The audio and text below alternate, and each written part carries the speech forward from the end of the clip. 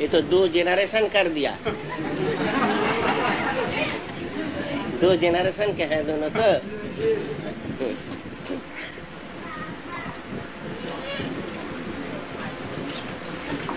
देखो जी, ये लोग कहते हैं कि और निबंध ये लोग तो कलेक्ट कर लिए, 9 बाकी और 9 आज के भीतर हो जाएगा कह रहे हैं। अगर हुआ तो ठीक है, मगर और 1-2 बातें कहनी है। वो है जिस संबंध में नहीं कि 16 विधि के संबंध में कहा गया था कि जे आचार्य लोग, बड़े बुजुर्ग लोग जैसे देखेंगे तुम लोग का 16 विधि ठीक हो रहा है कि नहीं, ठीक वैसा ही हम सबों के लिए ये आदेश दे दिए थे, निर्देश दे दिए थे कि सबको ही सबका 16 विधि पर नजर रख सकते हो, ध्यान दे सकते हो, कोई किसी को नहीं छोड़ोगे। एक विशेष बात कहनी है यहाँ कि मान लो कोई बड़े बुजुर्ग हैं, कोई तात्विक हैं, कोई आचार्य हैं, अवधूत हैं, उनका आचरण भी आगा 16 विधि के खिलाफ हो, तो तुम लोगों के तरफ से नीरव व्यवस्था ले सकते हो। नीरव व्यवस्था क्या है? मान लो कोई आचार्य है, खूब तो उपदेश दे रहे हैं, फतवा जारी कर रहे हैं, या करनी चाहिए या नहीं करना चाहिए, ये सब कर रहे हैं। अब मान लो आपने ही ऐसा कुछ कर दिया जो समाज निंदा करेंगे। मान लो दृष्टांत के लिए बेटा बेटी के शादी में लुक छिप के पता लगाते हैं किस जात का था, मान लो ऐसा भी अगर हुआ तो आचार्य बोर्ड, अवधूत बोर्ड, तात्विक बोर्ड का तो ड्यूटी है उपयुक्त प्रबंध करना, किंतु उपयुक्त प्रबंध में कुछ टाइम तो लग जाता है जी। तथ्य चाहिए, प्रमाण चाहिए, ये चाहिए। तो तथ्य प्रमाण भित्तिक व्यवस्था जब तक नहीं ली जाती है, तुम लोग अपनी नीरव व्यवस्था ले सकते हो। नीरव व्यवस्था क्या है? मान लो किसी आचार्य के खिलाफ शिकायत है, तुम लोग जानते हो अच्छी तरह से कि ये शिकायत सही है, मगर आचार्य बोर्ड को टाइम लग जाएगा, 2 महीना, 6 महीना, 1 साल, तो तुम लोग उसके उतने दिन तक तुम लोग इंतजार में क्यों रहोगे? नीरव व्यवस्था ही लोगे क्या? तुम लोग उनका आचार्यत्व तो जो है अस्वीकार कर दो, मत मानो।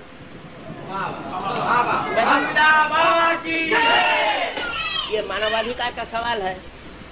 क्यों ना आचरणात् पाठयति या स आचार्य, जो अपने आचरण के द्वारा दूसरों को सिखलाता है वही है आचार्य। और जिनका आचरण से ही तुम कुछ नहीं सीख सकोगे तो उनका आचार्यत्व तुम क्यों मानोगे जी? बोर्ड अपना ड्यूटी करे, बोर्ड अपनी जगह पर है, आचार्य बोर्ड, वो यथा काल में यथा विधि प्रबंध करेंगे। तुम लोगों का ही नीरव प्रबंध क्या जी? कैसा होगा? नीरव प्रबंध मत मानो कि वो आचार्य। ये हक हम तुम लोगों को दे दिए। हम कभी कैफियत नहीं चाहेंगे कि क्यों तुम लोग उसको आचार्य के रूप में नहीं मानते। हम नहीं पूछेंगे, नहीं बोलेंगे। क्यों ना? मनुष्य को श्रद्धा मिलती है अपने आचरण की बदौलत।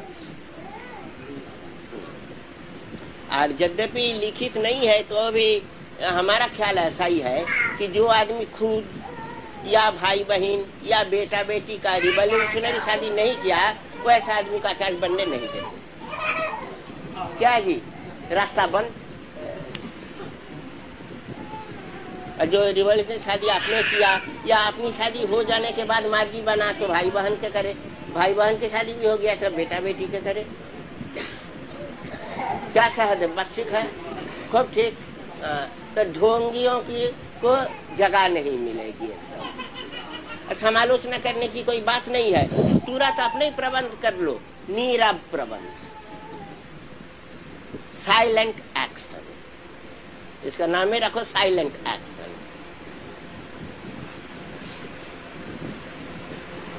कि मंजूर है, सब कोई मानते हो, ठीक। यद्यपि ये नीरव प्रबंध है किंतु बहुत कड़ा प्रबंध इससे होगा। लजाएगा सब। क्या आचार्य बोर्ड का सेक्रेटरी ठीक होगा? क्योंकि बोर्ड के लिए कुछ टाइम जरूर लगेगा, क्योंकि किसी के संबंध में राय देना सीधा काम नहीं है, टाइम लगेगा।